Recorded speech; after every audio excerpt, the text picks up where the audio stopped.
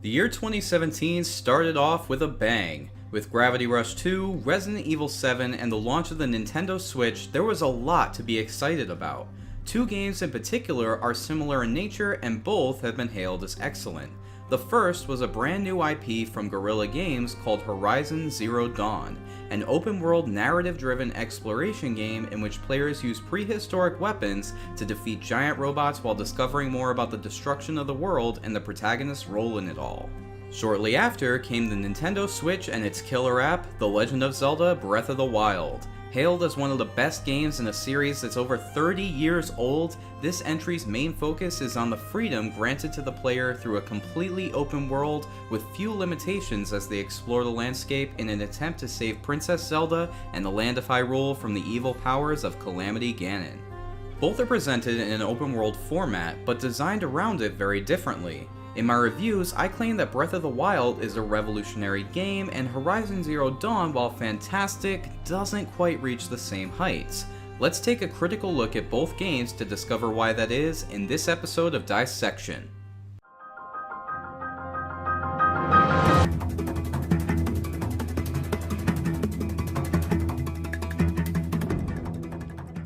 Before discussing the worlds at hand, it's important to understand the goals the developers had while designing them. Obviously, with different types of games come different kinds of design philosophies, and the first major difference is immediately apparent. Horizon Zero Dawn goes for a more realistic style, while Breath of the Wild is more of a fantasy. This grants Zelda some opportunities that Horizon couldn't use to its advantage. Zero Dawn's story takes place in our world years after an apocalyptic event decimated humanity. As such, the graphics are more realistic, the environments are more populated in ways seen in the real world, and the machines roaming around need to be out in the open most of the time. Compare that to Breath of the Wild, and there are a few key differences. Due to the fantastical nature of the game and the fact that it takes place in a made-up world, Nintendo has the ability to make the environmental layout however they want as long as it's consistent. The designers can have more cartoony moments and animations, as well as allowing certain things that would be impossible in the real world, such as monsters bursting out of the ground or infinitely reloading bombs. With Horizon's design, the primary goal of the open world is to be as plausible as possible as a real location, and then modify that area to make the experience fun. Take reality and turn it into a game. In Zelda, the intention was to create a giant level the player could have fun exploring, then change the lore and story to fit the environment's design. Neither of these philosophies is wrong, but it shows that Zelda has more of an emphasis on the gameplay, while Horizon focuses on the narrative and presentation. While both games do have plenty of differences, not all of them make one explicitly better than the other, since different worlds require different approaches to game design. For instance, the story progression in Horizon Zero Dawn is pretty linear, with almost no choice in what order the game's main missions are tackled. However, this works for the narrative-driven game's narrative-driven structure. The strategy's biggest advantage is being able to drive the player towards a path that keeps in line with their progression through the game, making it less likely for them to stumble into a part of the map they're not ready for and getting frustrated. It keeps the difficulty curve steady and the experience tight all the way through, while still granting the player flexibility should they decide to stray from the suggested path.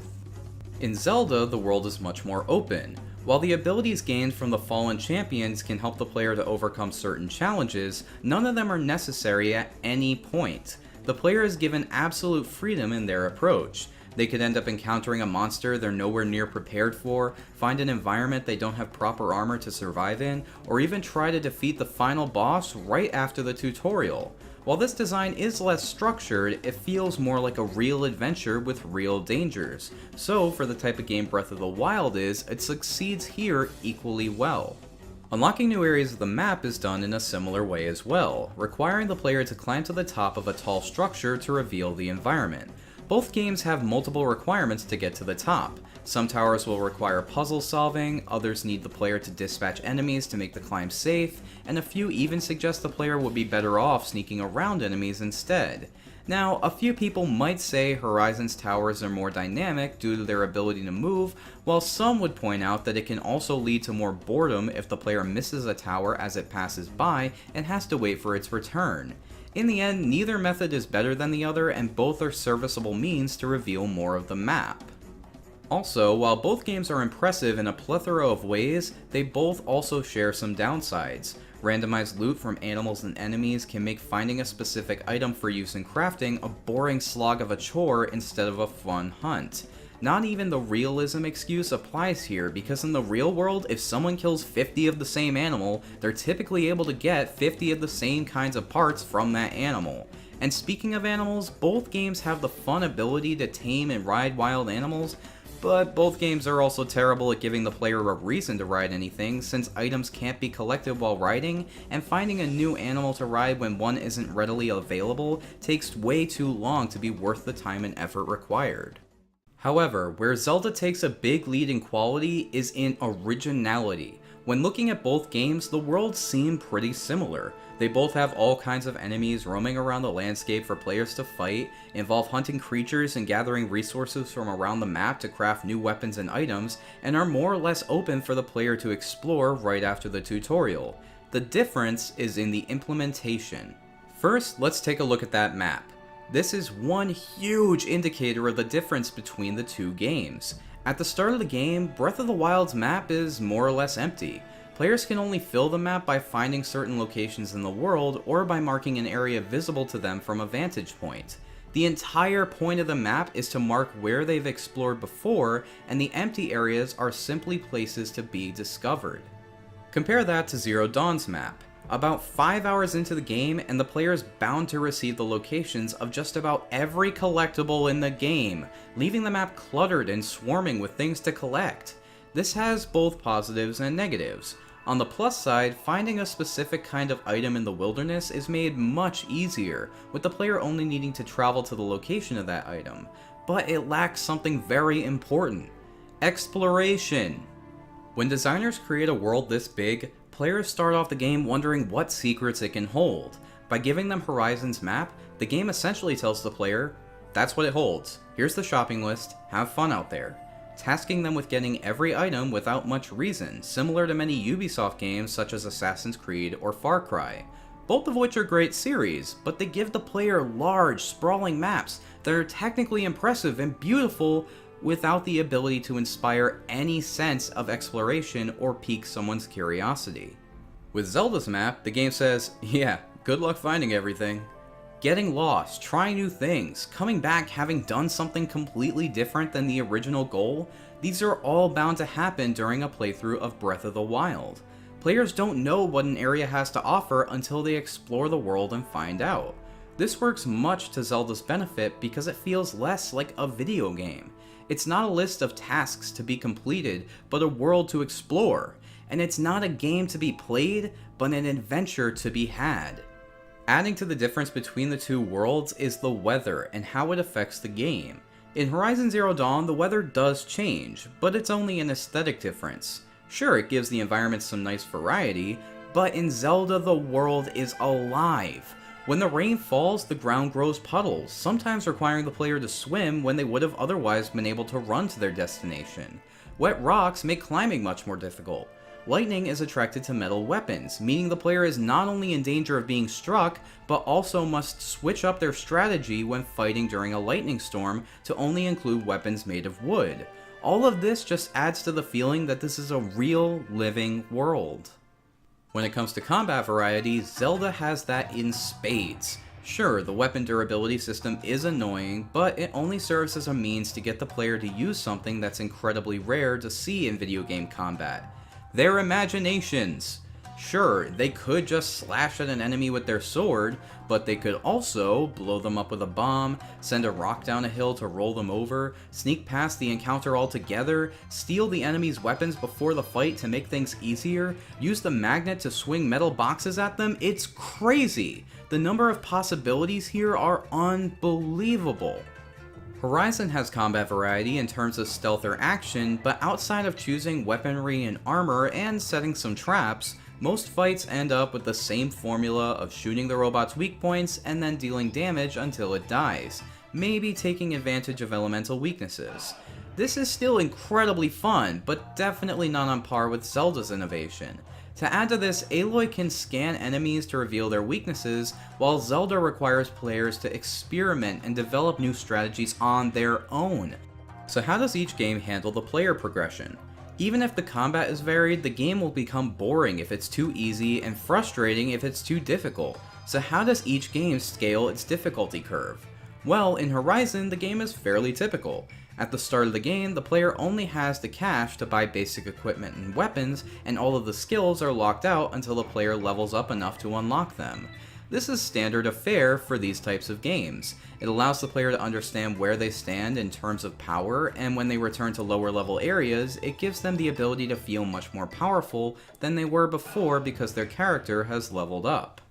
Breath of the Wild, on the other hand, takes a major risk in its difficulty curve design. Link doesn't really power up during the game. He gets more stamina and hearts, but he generally stays the same. Sure, even his weapons and armor improve, but that's up to the player's hunting and gathering skill. While this sounds similar, there's one major difference. That would be the player themselves. In Horizon Zero Dawn, the player doesn't have to change much of their strategy over the course of the game to succeed. Just hide and shoot arrows until the big robot falls over. In Zelda, the player has to improve at the game in order to do well. Even with the best weapons, an unskilled player can't take down a Lynel, but with enough practice, some players could do it with bombs alone.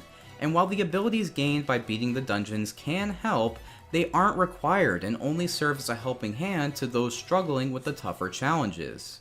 However, the player can't progress or improve at the game without being able to get around, and when it comes to mobility, Zelda has Horizon beat by a long shot.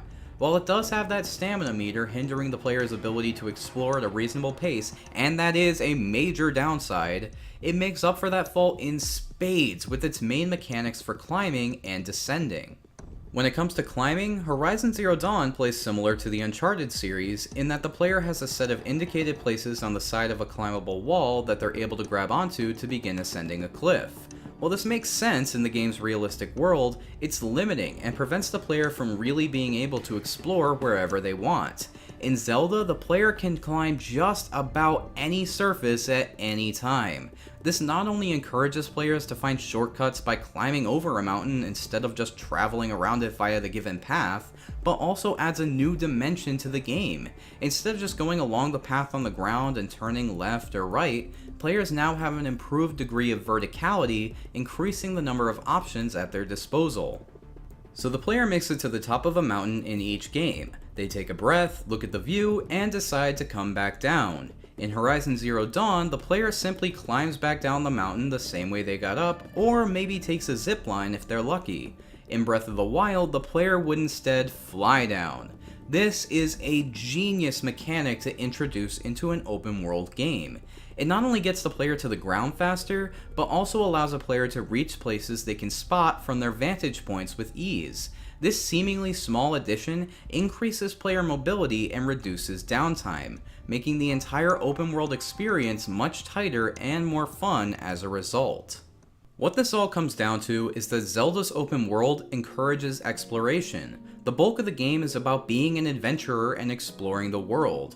Horizon's world revolves around completing tasks and marking off a checklist. It's a fun checklist to mark off and a beautiful world to explore, but it's a formula we've seen used in countless games before. The more linear and narrative-focused nature of Horizon's design means that many of these choices make sense for the game, but its lack of originality due to the limitations of that design is the main reason Breath of the Wild has been hailed as revolutionary, while Horizon Zero Dawn hasn't.